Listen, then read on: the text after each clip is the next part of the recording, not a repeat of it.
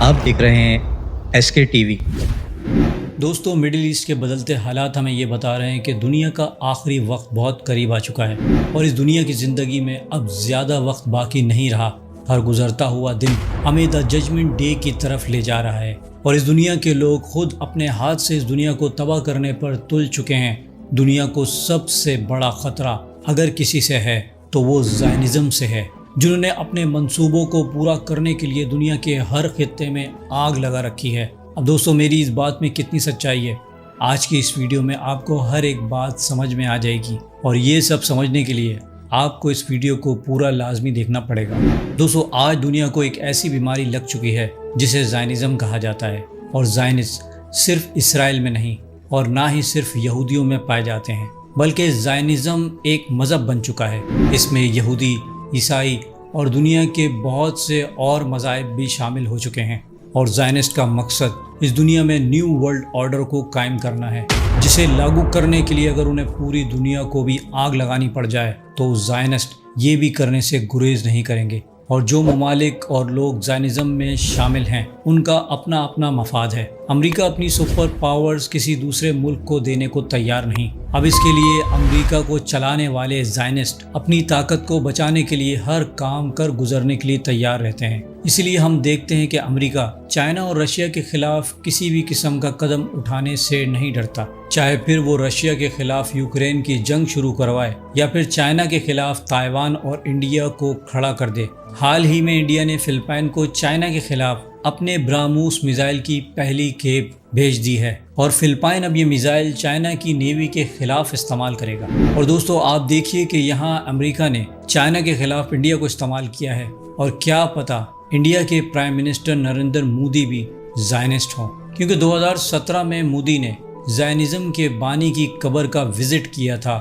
اور انڈیا میں مودی کا ظلم و ستم دیکھ کر یہ لگتا ہے کہ یہ بھی شاید زائنسٹ ہو سکتا ہے۔ اسی طرح زائنزم میں اسرائیل کا وزیر اعظم بنجامن نیتن یاہو ہر حد پار کر چکا ہے، اور یہ ایک بہت بے رحم اور پکا زائنسٹ ہے۔ اور نیتن یاہو نے 1992 میں ایک بہت بڑے ربی سے ملاقات میں یہ وعدہ کیا تھا کہ ہمیں اپنے مسیحا کو بلانے کے لیے جو کچھ بھی کرنا پڑا ہم کریں گے۔ اور دوستو، آج ہم دیکھ رہے ہیں کہ نیتن یاہو نے غزہ میں کیا تباہی مچا رکھی ہے، اور وہاں مسلمانوں کو کس طرح سے نسل کشی کر رہا ہے، کیونکہ اسے اپنے مسیحا دجال کو بلانا ہے، اور اس کے لیے وہ مسجد اقصی کو بھی شہید کرنے کا پورا پلان بنا چکا ہے، کیونکہ مسجد اقصی کی جگہ وہ تھرڈ ٹیمپل بنانا چاہتا ہے، جس کے بعد ان کا مسیحا دجال ان کے سامنے ظاہر ہوگا۔ اور زائنس اسی سوچ کو لے کر کہ دجال آ کر ہمیں گریٹر اسرائیل بھی بنا کر دے گا، اور آپ دیکھیے کہ زائنس کے ان شیطانی منصوبوں کی وجہ سے غزہ کے 22 لاکھ مسلمانوں کی زندگی خطرے میں پڑ گئی ہے۔ اور آج جب میں یہ ویڈیو ریکارڈ کر رہا ہوں، اسرائیل کے ٹینک رفح میں داخل ہو چکے ہیں، اور اسرائیل نے رفح کراسنگ پر قبضہ کر لیا ہے، اور مصر کا بارڈر بند ہو چکا ہے، اور امدادی سامان سے لدے ٹرکوں کی قطاریں لگ چکی ہیں، حتیٰ کہ رفح میں کویت کے ہسپتال میں طبی ٹیموں اور جان بچانے والی ادویات کو بھی جانے نہیں دیا جا رہا، کیونکہ امدادی ٹیم 6 مئی کے اسرائیلی فضائی حملوں سے ہلاکتوں اور زخمیوں کی امداد میں مصروف تھی۔ لیکن اب پرو کی ٹیم اس بات سے پریشان ہے کہ بیرونی دنیا کے لیے غزہ میں انسانی ہمدردی اور امداد پہنچنے کا واحد اور بہت اہم راستہ اب بند ہو چکا ہے، اور اب رفح میں لاکھوں مسلمانوں کی زندگی خطرے میں پڑ گئی ہے۔ جبکہ اسرائیل کا رفح پہ قبضے کرنے کے متعلق یہ کہنا ہے کہ اسرائیل کا یہ قدم اپنے قریبی اتحادیوں کے مشورے کے خلاف ہے، مگر اسرائیل حماس کے فوجی انفراسٹرکچر کو نشانہ بنانے کے لیے اور حماس کو ایک بہتر جنگ بندی اور مذاکرات اور دباؤ ڈالنے کے لیے رفح بارڈر پر ہم نے قبضہ کیا ہے، اور ہم نے اسے ہر طرح کی امداد کے لیے بند کر دیا ہے۔ دوستو، یاد رکھیے گا، رفح بارڈر پر 22 لاکھ فلسطینی اپنے ہی ملک کے اندر مہاجرین کی طرح رہنے پر مجبور ہیں، اور فلسطینیوں کو یہ امید تھی کہ اسرائیل رفح پر حملہ نہیں کرے گا، اور یہ یہاں اپنی جان بچانے کے لیے ٹینٹ پر رہ لیں گے۔ اور اس وقت رفح دنیا کا سب سے بڑا ٹینٹ سٹی بن چکا ہے،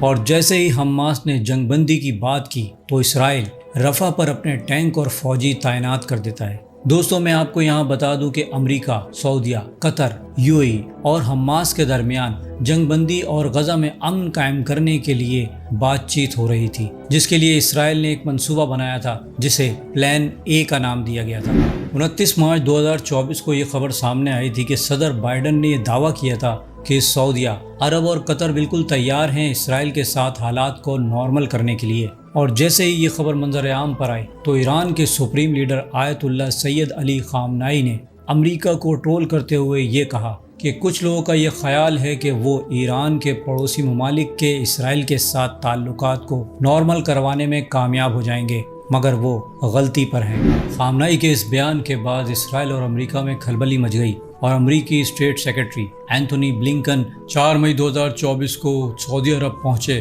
اور انہوں نے اسرائیل کے ساتھ حالات نارمل کرنے کا پلان بھی سعودی عرب کے ساتھ ڈسکس کیا، کیونکہ جو بائیڈن کا بتایا ہوا پلان اے تو فیل ہو گیا تھا، کیونکہ پلان اے میں جو اسرائیل کے ساتھ نارملائزیشن ڈیل تھی کہ اگر سعودی عرب اسرائیل کے ساتھ حالات کو نارمل کرنے کے لیے ڈیل پر دستخط کر دیتا ہے تو اسرائیل 2 اسٹیٹ سلوشن کر کے فلسطین کو ایک اسٹیٹ بنا دے گا، اور اس کے بعد سب کچھ امن و امان کے ساتھ ہو جائے گا۔ دراصل دوستو پلان اے اسرائیل کا تھا کہ اسرائیل غزہ پر قبضہ کر لے اور عرب ممالک یعنی UAE، قطر اور سعودیہ عرب اس میں شامل ہو جائیں۔ پولیس اور فوج اسرائیل کی ہوگی اور باقی پیسہ اور سیاسی معاملات عرب ممالک سنبھالیں، اور اس منصوبے کے لیے اسرائیل نے یہ شرط بھی رکھی تھی کہ اگر آپ اس پلان کا حصہ بنو گے تو پہلے مجھ سے دوستی کرو گے۔ دوستو اسرائیل کی اس بات پر مجھے ایک کہاوت یاد آ گئی جو برِ صغیر پاک و ہند میں عام بولی جاتی ہے کہ چٹ بھی میری اور پٹ بھی میری، اور انٹا تو ہے ہی میرے والد صاحب کا۔ یعنی اسرائیل کے مطابق اس منصوبے میں اسرائیل، امریکہ، سعودی عرب، UAE اور قطر یہ تمام ممالک اس میں شامل ہوں گے، جبکہ دوستو اسرائیل کے اس پلان اے کو سعودیہ عرب، UAE اور قطر نے یکسر مسترد کرتے ہوئے کہا کہ 2 ریاستی حل میں اسرائیل شامل ہی نہیں، یہ حق تو صرف فلسطینیوں کا ہے۔ پلان بی کے بارے میں امریکہ اور سعودی عرب کے درمیان میٹنگز ہوئی ہیں، اور سعودی عرب نے یہ ڈیمانڈ رکھی ہے کہ سب سے پہلے سعودیہ کی سیکیورٹی کو یقینی بنایا جائے، غزہ میں سیز فائر، اور اس کے حل کے لیے صرف امریکہ اور سعودیہ عرب کے مذاکرات ہوں گے۔ اسرائیل کا اس میں کوئی کردار نہیں ہوگا، اور اسرائیل سے جب تک پلان بی کے متعلق کوئی بات نہیں ہوگی کہ جب تک غزہ میں امن قائم نہ ہو جائے اور حماس کے ساتھ اسرائیل کی جنگ ختم نہ ہو جائے، جب تک سعودیہ اسرائیل کے ساتھ اپنے تعلقات کو قائم نہیں کرے گا، کیونکہ اگر سعودیہ فلسطین کا مسئلہ حل کیے بغیر اسرائیل سے اپنے تعلقات بحال کرے گا تو سعودی عرب کی خود کی سیکیورٹی خطرے میں پڑ جائے گی۔ اب سعودیہ اور امریکہ کے درمیان ایک بہت بڑی ڈیل ہونے جا رہی ہے کہ امریکہ سعودیہ عرب کو ایٹمی طاقت بنانے کے لیے مدد فراہم کرے گا۔ اسی لیے ان مذاکرات کی وجہ سے محمد بن سلمان نے اسرائیل کے خلاف بات کرنے پر سعودی عرب میں پابندی لگا دی ہے، اور اگر کوئی بھی شخص سوشل میڈیا پر اسرائیل کے خلاف کوئی بات کرتا ہے یا 10 سال پہلے بھی کوئی پوسٹ کی ہو اور وہ اگر ایجنسی کے سامنے آ جائے تو وہ شخص گرفتار کر لیا جائے گا۔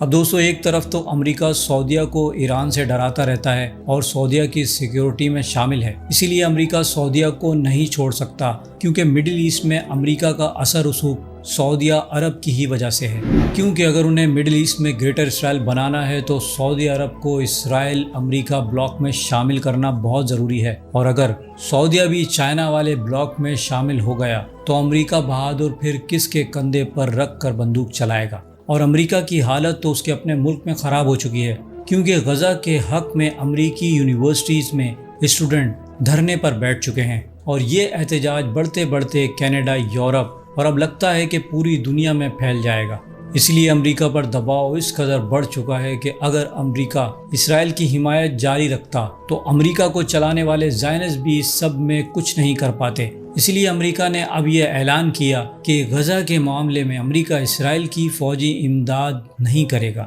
امریکہ کے اس اعلان کے بعد اسرائیلی وزیر اعظم کی بے چینی صاف دیکھی جا سکتی ہے، جو اس نے 5 مئی کو ہولوکاسٹ کے دن یاد کرتے ہوئے دہرائی۔ 80 years ago, in the Holocaust, the Jewish people were totally defenseless against those who sought our destruction. No nation came to our aid. Today, we again confront enemies bent on our destruction. I say to the leaders of the world, no amount of pressure,